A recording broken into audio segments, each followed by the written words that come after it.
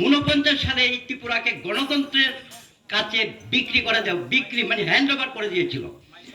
এখন আমাদের কাছে প্রশ্ন, যে রাজার আমলে বাঙালি, হিন্দু, ট্রাইবাল, বুদ্ধিস্ট, মুসলিম সবাই ছিল।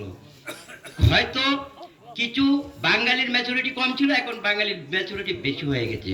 জানেন আমাদের পাশেই বাংলাদেশ। তবে আজকে আমরা দেখেছি সিপিএম এর 25 বছর শাসন, ইনকলাব জিন্দাবাদ, আমরা কামু তোমরা বাদ, কথাটা ঠিক আছে।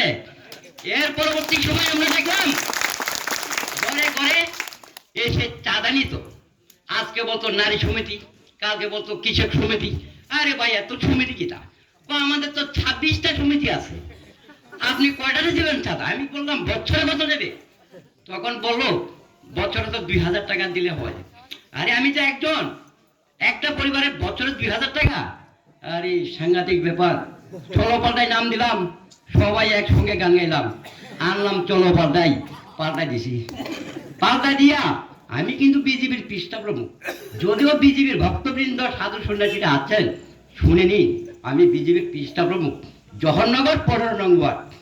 এখন আমরা বিজেপির সরকার দেখলাম মিস করে চাকরি, এরপরে দেখলাম ঘর ঘর মোদি, ঘর ঘর নকরি, অনেক স্লোগান দিয়েছিল।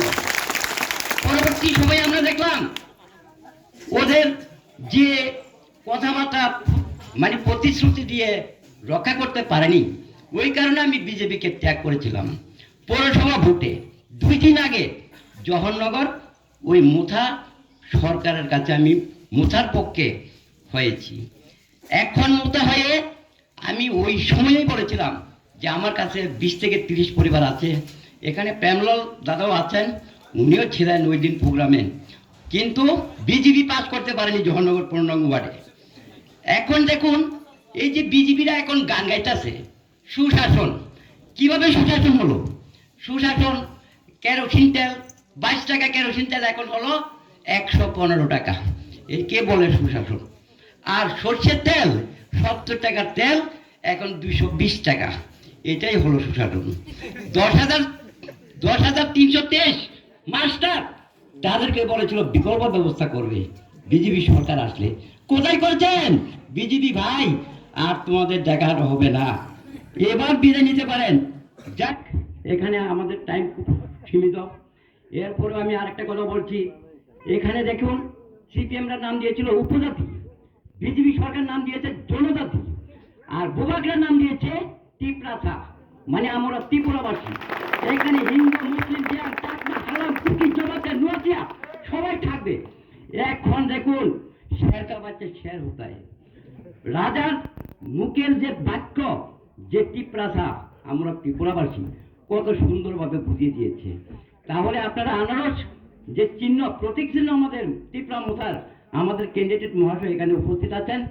এখন আপনারা সবাই আনারস যে গাছ নষ্ট হয় না এটাও বুঝেছেন, আমার পূর্ববর্তী বক্তা বলে গেছেন। আর ফুল কিন্তু মরে যায়, চৈত্র মাসে জল নাই, এবার ময়রা দেন। আমি বেশি কথা বলছি না, সময় কম। আমার পূর্ববর্তী অনেক বক্তারা মূল্যবান বক্তব্য রাখবেন, এই বলে আমি আমার বক্তব্য শেষ করলাম। গোবাগরা long live, Tipra মোথা long live, ঝান্সা long live.